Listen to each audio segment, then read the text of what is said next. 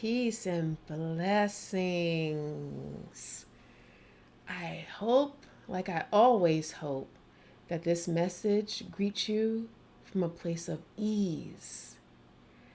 Um, this morning, I was reminded of one day about 3 years ago in which four of my clients came to my office in succession.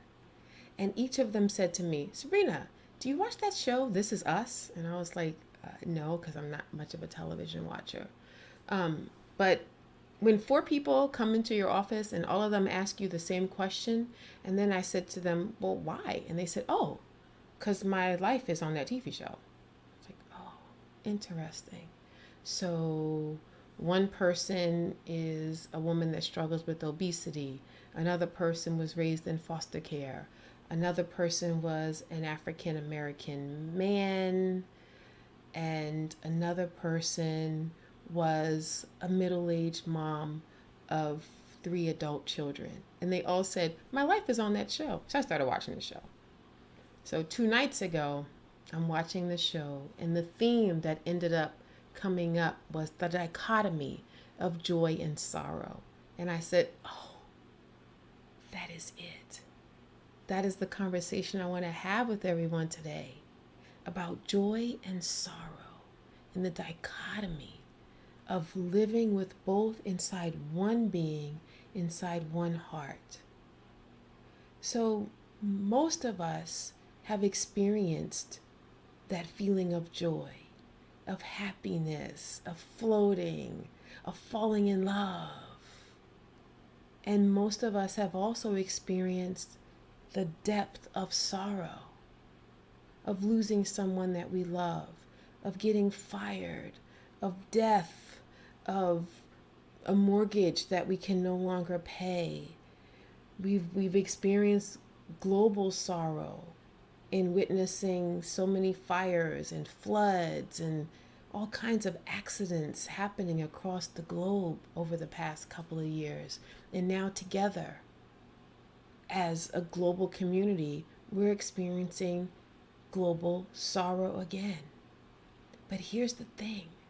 I want to invite you to feel that feeling of global sorrow without forgetting those important feelings of global joy. And I want to know, are you looking for the joy?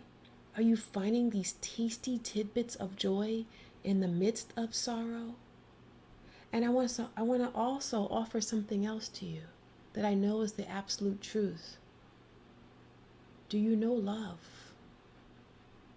Because if you don't know love, then you will struggle with these periods of sorrow. But if you really know love, then it's okay. It's all okay. If you really, really, really know love, then you can embrace the joy and embrace the sorrow, and you can go back and forth all day long. And you don't have to feel guilty for these moments of joy in the midst of this global sorrow. And you don't have to bury yourself because you're experiencing moments of tears in the witnessing of global sorrow. You can feel both. You can be one united heart in the experience of both. So just for today, I want you to just notice, oh, here you are, joy. Come on in. Have a cup of tea with joy. And then to also notice, here you are, sorrow. Come on in and have a cup of tea with sorrow. Last night, I was sitting with my family, and I spoke to a family member who has to leave her home in New York City to have a surgical procedure. And when we hung up, I started to cry because I could feel her fear. I could feel her worry. And then within a few moments, I also cried deep, deep gratitude for having ever known this woman. And then I was flooded with this memory of something that her husband did that made me laugh. And I went from crying to pause to memories to laughter. And when you can do all that with ease, I assure you,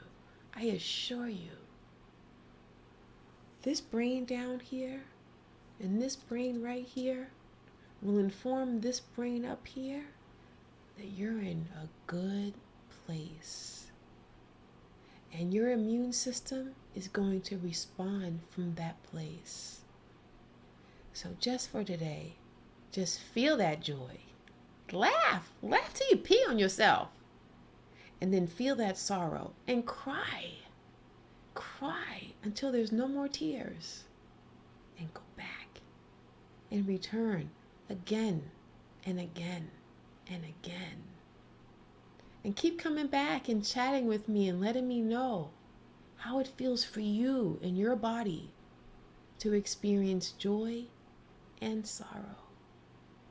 I love you. I mean that. And I can't wait for us to keep talking.